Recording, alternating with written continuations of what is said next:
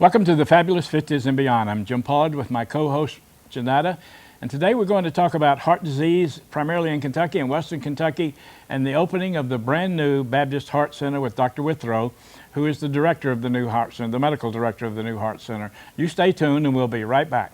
And he'd say, go with what you got. Start from where you are. Give it your best shot. Keep reaching for that star. Get in the race, keep your own pace, keep moving and never stop. Just go, go with what you got. I'm Jim Pollard, your co-host with my wife Jeanetta, and our guest today is Dr. Withrow. You are the medical director of the new Baptist Heart Center that's going to have their grand opening on June the 8th and 9th. Is that right? Well, actually, it's the entire week of next week, but you're correct as far as the general public, June the 8th and 9th. That's correct. And I think that we talked earlier that they will actually be open for business around the middle of the month or toward the end? That's true. Around the 18th, we'll start seeing patients there. Mm-hmm. Next week will be open house and that sort of thing for the public to become familiar with what we have, the new facility. Well, we're glad to have you on our show today Thank you. because heart disease is, for people in my age category, is a major event. Absolutely. Heart disease is the #1 killer of men and women in the United States and also Kentucky. Well, you know, I was amazed. Go ahead. Well, I didn't know until recently it was #1 killer of women. Absolutely. I thought it was a man's thing. Exactly. A lot of women sort of focus in on breast cancer. Far and away, heart disease is the #1 killer in women. Typically, a woman is protected a little bit longer than a man, maybe 10 years, sort of a lag behind before the lines of mortality sort of parallel, but after that, equal. So, yes, #1 killer in women as well. Well, and what we were talking about earlier, and I know you got some stats for us here, but I was amazed to find out the number of children that are developing. Do you call it heart disease in children also? Well, absolutely. What we worry about are risk factors, including obesity, sedentary lifestyle, poor diet, cigarette smoking, all those sorts of things. The same kind of thing that we see in adults are occurring more and more in children, which are younger. And what this results in is the tendency to develop adult diseases earlier on, like diabetes. I think we had talked about adult onset diabetes or type 2 diabetes, which we typically see in adults. This is aggravated by being overweight, certainly a family history, the tendency toward that, and sedentary lifestyles. But typically what we're seeing now is adult onset diabetes in preteens and teens. And whenever this age group begins to develop diabetes, along with it comes all the complications of adults. That's vascular disease, including peripheral vascular disease, heart attacks, all the other sorts of things which go along with that. And the very, very scary and worrisome thing is, as we mentioned a while ago, is this particular population, or the kids today, are going to have a decreased lifespan as compared to their parents. And that was a shock too, that instead of, we normally think that as we progress in medicine and all the knowledge and the things, that we're going to increase our lifespan. And yet in this generation of children, it's actually going to be less. But it has to be, the lifestyle. Absolutely. It comes down, I think, both in kids and adults, is personal responsibility. Kids emulate their parents. If their parents have a poor diet, if they smoke, if they don't exercise, kids tend to emulate that. And as we had talked earlier, I remember when I was a kid, and probably no doubt when you guys were kids, you'd play outside till dark, and you'd come in, you'd take your bath and go to bed. But you were very active. I mean, you'd play baseball, and you'd play kick the block and hide and seek and that sort of things. Well, typically now, with our developed society and our culture, video games, TV, inactivity, everything is simulated. I mean, kids tend to be no longer as active as they used to be, and this definitely impacts health. Not that, but the lack of green space for them to play in. There's so much apartment and condo living today that there's such a lack of green space. Well, that's true. I mean, this is a multifactorial problem, and that indeed is part of it. Mm. And I know so many people, both parents work. They usually, the kids usually have a ball game, or they have dance, or they have this or that and the other. So what do? They grab fast food. Mm-hmm. And that's true. And they're not eating their vegetables or their fruit. That is true. I mean, many studies have been done to look to see if a kid's diet or even an adult diet includes at least 5 servings of vegetables and fruit. And the percentages are very low. Less than 1/4 of the population per day have 5 fruits and vegetables servings. Less than 4. Less than 1/4. I think I saw something about 13%. Yeah, and these are some studies that have been done across the state. I included this. Now, this is studies done by the state of Kentucky, and this is dated 2004. So, and actually, there are some maps that show the different regions and the different proportions, percentages-wise, who does poorly and who doesn't do so poorly. Interestingly enough, I think there were 3 counties in Kentucky were in the top 10 as far as cardiovascular mortality, and those 3 are around in our area. Oh, really? Yes. And I guess smoking is a big contributor to that, lifestyle and all the different things that's totally involved. I noticed that one of the stats was it says about 1/3 have high blood pressure. That's Is that true. 1/3 of adults or 1/3 of the population? Well, I think it's broken down both ways. Actually, no. The third of adults, according to this this pamphlet that I brought you, have high blood pressure. Yeah, 1/3 of adults. I don't think it says so about the children. Here it talks about 1/3 of Kentucky adults smoke cigarettes, which is the #1 smoking state in the nation. I had heard that statistic Yeah, before. we support our own economy. Yeah, yeah. And 1/3 of high school students in Kentucky smoke, and that ranks as #1 in the nation. That used to get you kicked out of school. It used to. But there's so many other things now. They get into drugs and this, that, and the other. So I guess they think smoking is not so Right. so bad. But I know what you're talking about diabetes leading to other things, because I have a brother-in-law who's a diabetic, and they called me one day and said he was his wife had the doctor's office to come because he had a heart attack. Right. And Mickey ate better than any of us. He exercised all the time, but it was the diabetes that caused his heart problem. Well, what we've learned about diabetes is we call diabetes a risk equivalent of heart disease, and what that translates into something very practical. If a person has had a heart attack, known heart disease, has had a heart attack, the risk of that particular individual to have a second heart attack is exactly equal to a diabetic who has no known heart disease.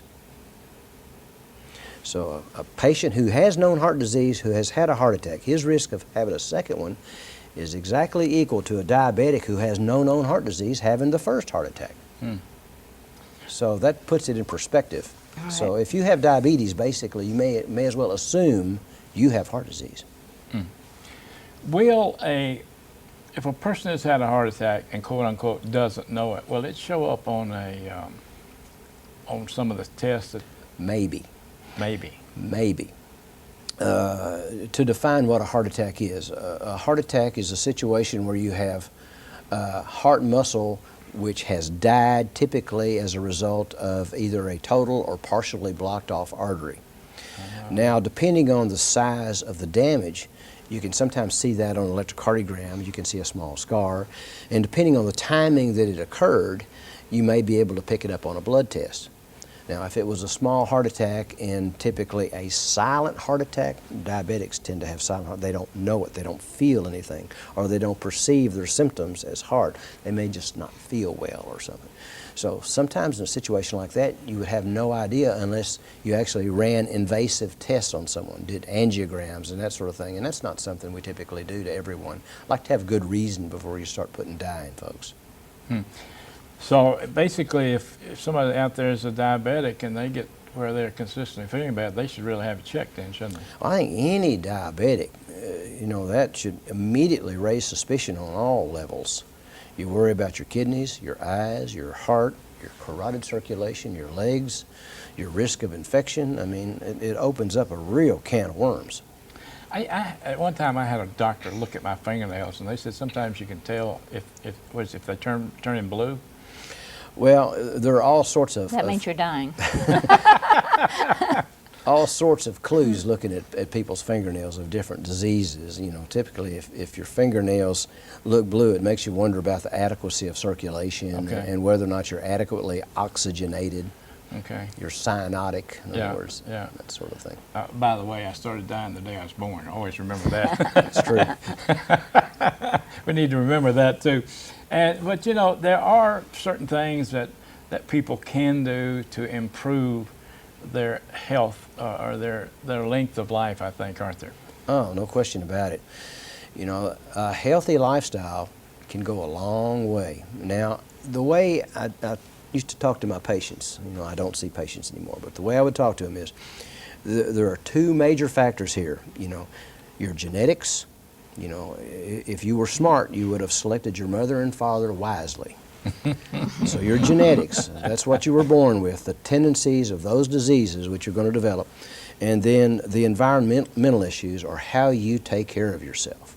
So you can't do a lot about your genetics right now, so your cards are dealt. But you can do a little something of how your cards are played. In other words, if you exercise regularly, I'm talking 3 or 4 times a week, at least 30 minutes, and you don't have to be a marathon trainer, you can walk briskly, something like that. If you watch your diet, obviously, we talked about fruits and vegetables, at least 5 a day, fruits and vegetables, and cut down on the fatty meat intake and that sort of thing. Don't smoke. And we all are, I've got too much, you've got too much. Those are, and keep up with your blood pressure, all sorts of things that you can do. And to go beyond that, you probably need to talk to your physician. I mean, there's some simple things where some physicians have their patients, if they're at any risk at all, take aspirin to prevent platelets from clumping and initiating clots and that sort of thing. All sorts of things you can do, certain multivitamins, all that sort of thing. But in answer to your question, that's a long answer to a short question.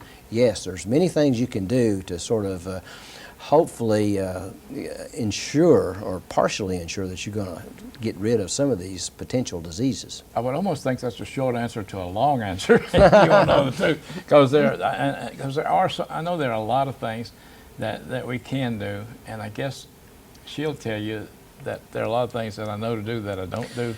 And that is every one of us. Exactly, that's an ongoing story. The knowledge is out there. I get asked the question, now just exactly what should I do, doctor, to do this? Well, you can tell them all this stuff, but they know every bit of it already. Right.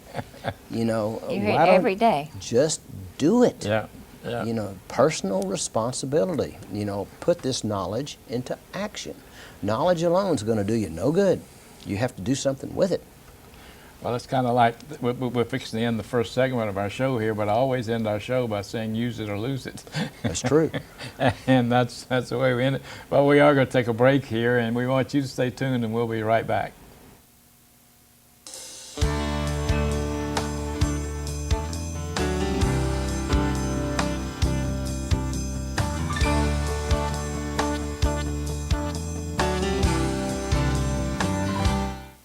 We didn't have much to give them. So when they showed up, firing them mean looks around the place and staring us down on prices, well, I was angry. Didn't seem to bother my father, though. He had me load another bushel of apples in their trunk. I learned later on that this family was in need. The greatest gift we give, it's in our heart, what we believe, the way we live. Caring for others. Pass it on.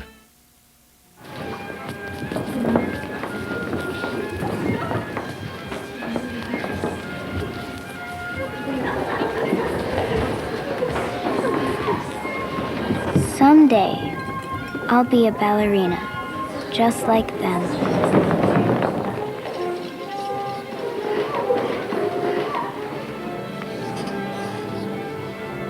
And this will be my stage, where I twirl and float and swirl for all the people looking at me.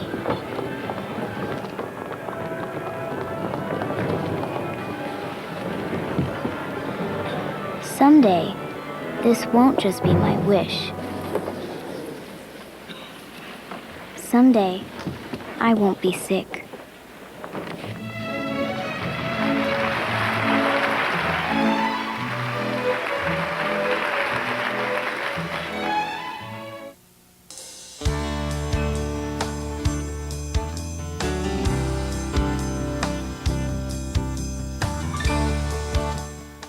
Welcome back. I'm Jim Pollard, your co-host with my wife Jeanetta, and our guest today is Dr. Withrow, who is the medical director of the new Baptist Heart Center. We're going to talk about the Baptist Heart Center here because it's fixing to have its grand opening, but we've been discussing what's going on with heart disease in Kentucky and in Western Kentucky and throughout.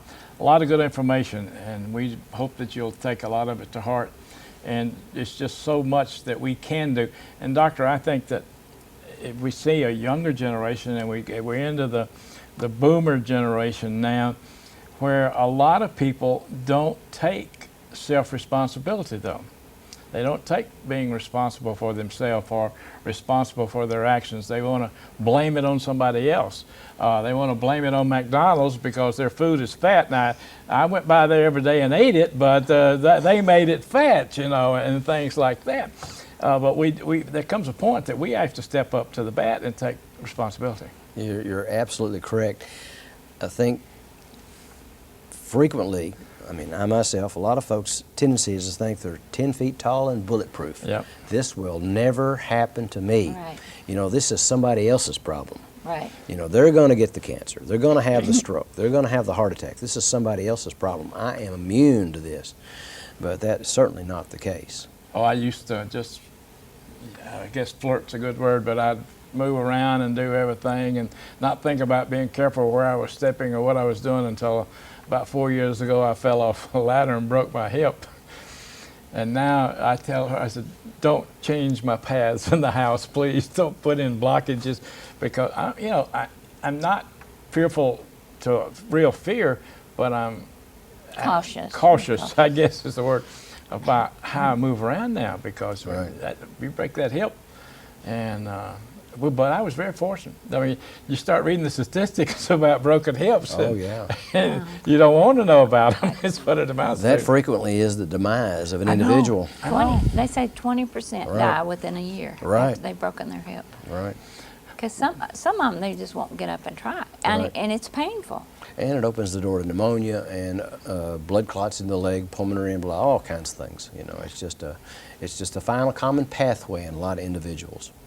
Well, I was very blessed. It happened on July 3rd on Saturday morning at 6:45, and they rushed me over to Baptist, and the orthopedic surgeon just on call happened to be in the booth next to where they rolled me in, and it was Dr. Stodgel, a senior, and he said, they kept asking me, when was the last time you ate? I said, 8 o'clock last night, 8 o'clock last night. So they finally said, okay, I've got my team together. I'll operate at 1 o'clock today. And they did on Saturday, Great. which rather than waiting for the weekend, which was Great. really a Great. blessing, I think. Well, let's talk about the Baptist Heart Center, because it's new. And I know we were talking earlier, you're fixing to address some doctors on why the need Right. for a heart center here in Paducah. Right. Well, as we mentioned a while ago, you know, heart disease being the #1 killer of both men and women in the United States and in Kentucky. And if you look at our particular region, you know, we have a little bit older population than other places in Kentucky because it tends to be a retirement community, especially around the lakes area. A lot of folks move here to retire. And heart disease tends to increase in frequency with age, certainly. So you put those things together, and it makes a lot of sense that there should be quality care and state-of-the-art care for heart patients in this particular area. And if you look on the map, you know, we are located between St. Louis, Memphis, Nashville, Louisville. We're right here sort of in the middle, and we have about a 300 to 350,000 population drawing area, you know, that come here for services. It's not just Paducah Right. locale, so it's a referral center. So we like to look at it as sort of the axle and the spokes go out to all these other areas. So the need is here. And we feel like that if we provide state-of-the-art cardiac care, it can do nothing but enhance the health and the economy of this whole area. One of the impressive things about the Heart Center is it's the size of a small super Walmart. It's hard to imagine that. It's about 80,000 square feet. It's huge. We have a heliport on top for a referral of heart attacks in from surrounding areas. We have 6 cardiac cath labs with a large oversized elevator that goes down from the heliport right to the area between the cath labs and the emergency room. And so we're sort of prepared to do urgent and acute coronary care and follow-up care as well. I think if you come up Kentucky Avenue, you'll notice the rounded glass structure. Right. That's cardiac rehab area. And that's pretty neat. That's for folks who have either had heart attacks or have had bypass surgery or stents or whatever to maintain healthy lifestyles, education, exercise, that sort of thing, where they can exercise and actually look out the one-way glass. And that's kind of a neat thing. One of the more impressive things that I consider is an auditorium for educational programs, which is on the 2nd floor. Not too many community hospitals will spend the money to have an auditorium that'll hold like 210 people for educational purposes. I mean, that's a big building. Mm-hmm. I mean, that does not generate money directly. It's not a Right. hospital room. It's not a cath lab. But the idea is to have seminars for physicians, and I think we're going to also have for the lay public, and whatever seems to be an appropriate program to have there, we plan to do that. And I was very impressed with that. What type? Do you have new equipment? We have state-of-the-art cardiac cath labs, 4 new cath labs. And we have, oh gosh, I could go on and on and on. I don't know how far to go with this, but diagnostic studies, we have treadmills, echocardiography, nuclear cameras, CT scanners, MRI magnet, and you know, a lot of the very expensive technology, you know, to take care of secondary problems, that is, problems that people come in with that they've already developed. What I like to look at is that auditorium hopefully is going to be primary, keep people from getting it. You know, and that's some of the stuff that we talked about before, because you can spend a lot of money taking care of a problem that people have already developed, but you know, I think there's probably more bang for your buck to keep people from developing these things. In preventive maintenance. Absolutely. We've got to address that. We cannot afford what's going on. You cannot continue this way. I think that one of the keys to this is that we're going to need to get our funding agencies and government agencies and insurance companies to understand this, though, to where they'll help in the cost of that, where they haven't been, in my understanding, right? I mean, you had to get, it's like, my husband's threatened to beat me. Well, I can't do anything till he does. Right. You know, and well, we need to be able to help this person out there in some way to know that, you know. It's a very, very complex problem. That is part of it. That is part of it. If you look where the wasted dollars tend to go, mm-hmm. you know, you can start, you know, aspects of the legal system. Oh yeah. You know, because Yes. a lot of doctors feel like that they are, in essence, a lottery ticket. Yep. You know, just And they are to some and they people. are to a Yes, certain that's extent, right. and so you know that tends to promote excessive conservatism in ordering tests, Mm-hmm. which is very expensive. You know, I got to say that this test showed that this was not there. Cost a fortune to get the test. You know, the odds are 99% of the time it wouldn't have been there anyway, but it makes no difference because they're looking to the future. What if I'm the lottery ticket? So that's only one thing. And the other things are, well, drug companies. I mean, they're being maligned in a big way because they make a lot of money. But, you know, that's also a double-edged sword, because what if they weren't spending the money for research and development of new drugs? You know, these people in Canada that sell drugs cheap, they had to get them somewhere, Yeah. and that initial money was spent down here. Mm-hmm. So, I mean, you can look at things more than one way. So it's a very complicated issue. I mean, there's I don't know. It's tough. And you can't legislate this stuff. Yeah, I know that they've made some progress, I think, with women, like with mammograms and with both men and women in colostomies, tests and things like that they have kind of bumped them back to where they can start getting some of those and getting them paid for. Right. Are they doing anything in the heart disease field like that to where? I can't come out with any certain specific test to say, yes, this is what we do, Right. other than encourage healthy lifestyles beginning with the kids. I think, again, that's probably what we're going to have to do. That's where the bang for the buck is going to be. And really the educational process is with the parents more than with the kids, isn't it? It is. It is. Kids tend to emulate their parents. And they go, and the parents are going to move fast through the different places, and they buy the junk food. The kids can't always buy the junk food. I mean, I've seen these kids. I mean, we have kids of our own, but they're grown. But I mean, you watch kids in the grocery store in the aisle sitting in the basket. Mommy, I want that. I want that. I want that. Well, finally, to keep them quiet, she gives it to them. All right. Commercials are effective. Yes, they are. These people that make commercials know what they're doing. If they're going to focus the kids, I mean, they know what works. Right, right. And a lot of them do cater to the kids. Sure. Especially when they're doing cartoons. Sure, sure. And I saw an article, a video piece the other day, where now the same people who do the Saturday morning cartoons and shows have moved to the internet with the same advertising ploys that they'll put up the game sites with the advertising of the cereals and things on them, and the game sites are free. They can come in and play the games all day, but all of a sudden they go pop in these commercials on these different things for them also.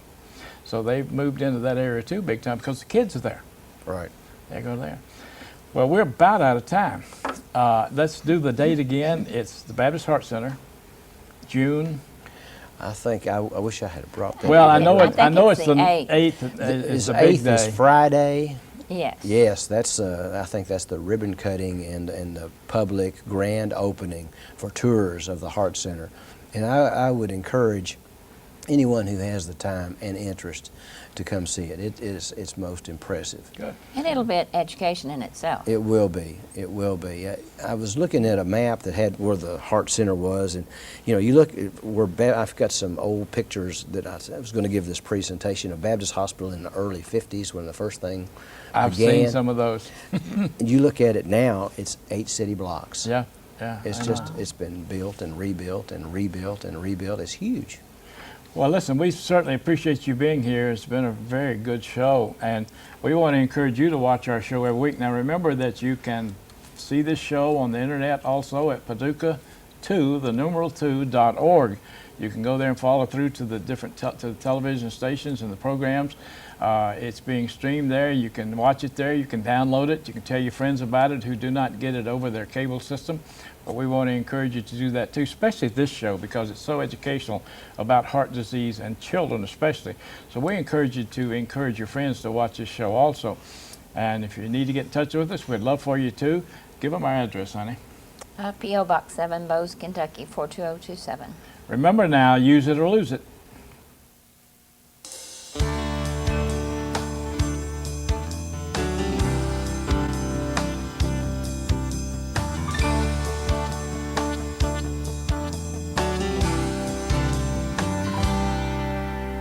Can't see as well as I used to. Can't run as far or as fast. Sometimes I think that the old me is becoming exactly that. But when I start thinking of all I don't have